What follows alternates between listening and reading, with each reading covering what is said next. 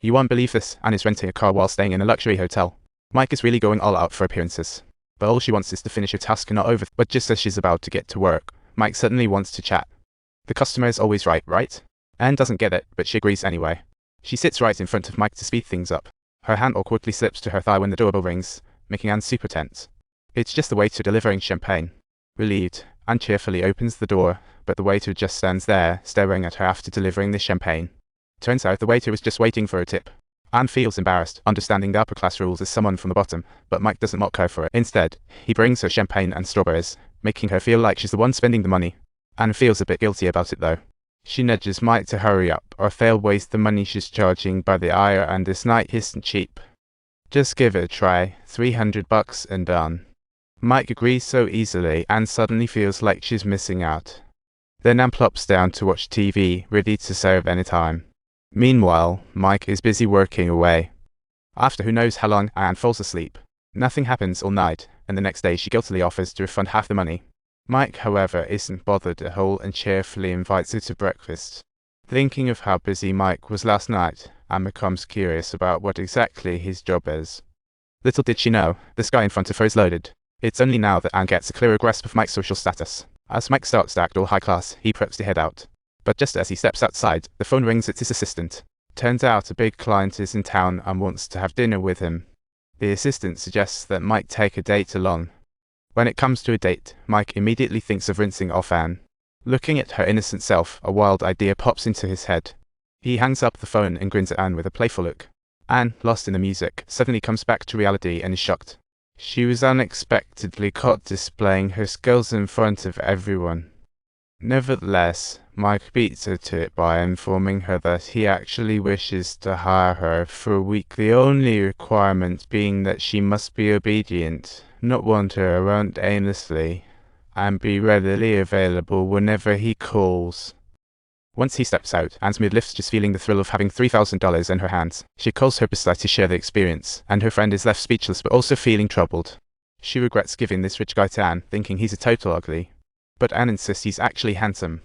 She intends to leave some money at the reception desk for her best friend to collect later, and specifically reminds her not to take any without permission. As she leaves, the manager spots her. She's not just a streetwalker, she's serious about the job Mike gave her. She heads to the streets armed with her friend's address, completely forgetting Edward's advice about not dressing too revealingly. Everywhere she goes, eyes follow, streets filled with unaffordable desires. After some thought, she walks into a not-so-fancy shop, but her arrival suddenly makes the room tense. She can't hide her aim as streetwalker vibe, making the receptionist awkwardly drop her smile. The receptionist doesn't come out and say it, but her words are dripping with disdain for her trade, and Anne can feel the sting. She chooses not to fight back, she just silently enjoys it and walks away with a heavy heart.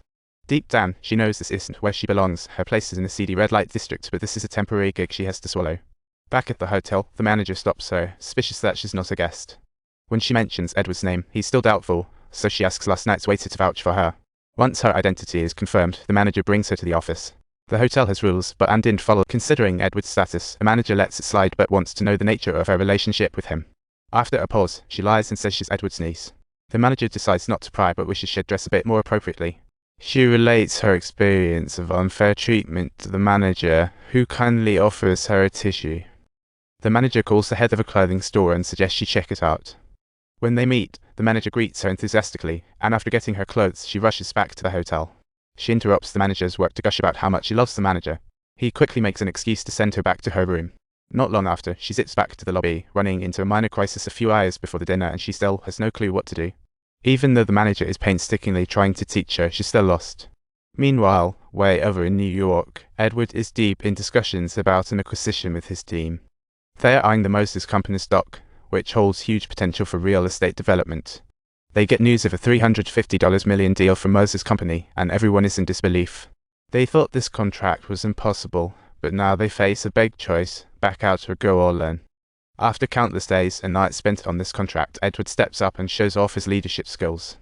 He manages to calm everyone's jittery nerves and instructs the lawyers to reach out to Moses Company's connections in the Senate. Edward knows that without Senate approval, the Navy isn't dropping that kind of cash. Upon conclusion of the meeting, He promptly calls Anne and informs her in detail about the dinner arrangements, urging her to commence preparations as soon as possible. He doesn't want to miss this chance. Tonight is key.